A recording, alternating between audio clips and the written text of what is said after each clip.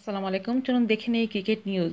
মুশফিকের বাবার বিরুদ্ধে নবম শ্রেণীর ছাত্রকে হত্যার অভিযোগ। বগুড়ার বাড়ি থেকে ডেকে নিয়ে মাসুম ফেরদৌস মাসুক নামের এক স্কুল ছাত্রকে হত্যা করা হয়েছে। গতকাল শনিবার দিবাগত রাতে শহরতলির মাটিডালি হাজীপাড়া এলাকায় এই ঘটনা ঘটে। নিহত মাসুক জাতীয় সমাজতান্ত্রিক দল জাসদ কেন্দ্রীয় কমিটির সদস্য অ্যাড ইমদাদুল হক ইমদাদের ছোট ছেলে এবং SOS Hermann Gmeiner school and কলেজের নবম শ্রেণীর ছাত্র।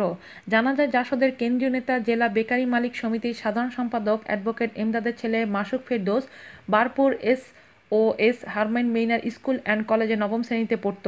শনিবার রাত ৮টার দিকে ওই এলাকার ব্যবসায়ী বেলাল হোসেনের ছেলে মাটিডালি উচ্চ বিদ্যালয়ের নবম শ্রেণীর ছাত্র নাইম তাকে বাড়ি থেকে ডেকে নিয়ে যায়।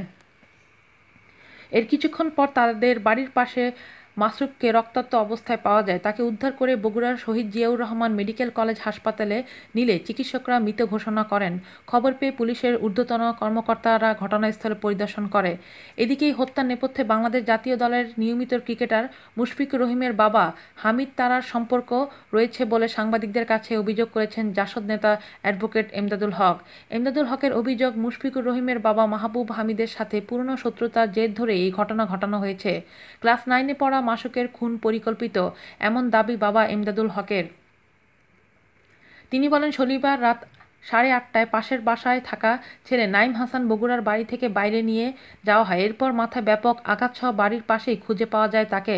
মাসুকের বাবা এমদাদ তার ছেলের খুনের জন্য মুশফিকের বাবা মাহমুদ হামিদ ও তার ভাই মেজবা উল হামিদ সহ স্থানীয় কাউন্সিলরকে দায়ী করেছেন। এমদাদুল হক বলেন, এরা ক্ষমতার দাপটে কয়েকদিন আগে স্কুলের ম্যানেজিং কমিটির 2 সদস্যের ব্যবসা প্রতিষ্ঠানে হামলা করে, মসজিদের ভিতরে মারধর করে। সদর থানা পুলিশ দুপক্ষকে ডেকে সাক্ষ্য নিয়েছিল। এরপরও তারা নানাভাবে হুমকি ধমকি দিচ্ছিল। এর 7 দিনের মাথায় আমার সন্তানকে হত্যা করা হলো। মাটিডালি হাই স্কুলের গভর্নিং বোর্ডের নির্বাচন নিয়েই ঝামেলা হয়েছে বলে জানান এমদাদ। তার দাবি, পরিকল্পনা করেই নাইমের সাহায্য নিয়ে খুনের মতো ন্যাক্কারজনক ঘটনা ঘটানো হয়েছে।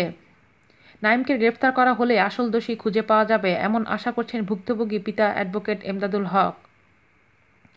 এ প্রসঙ্গে মুশফিকুর রহিমের বাবা মাহমুদ হামিদ তারা বলেন, এমদাদের সঙ্গে তার কোনো বিরোধ নেই। তিনিও এ হত্যাকাণ্ডের নিন্দা জানিয়ে সঠিক তদন্ত দাবি করেন।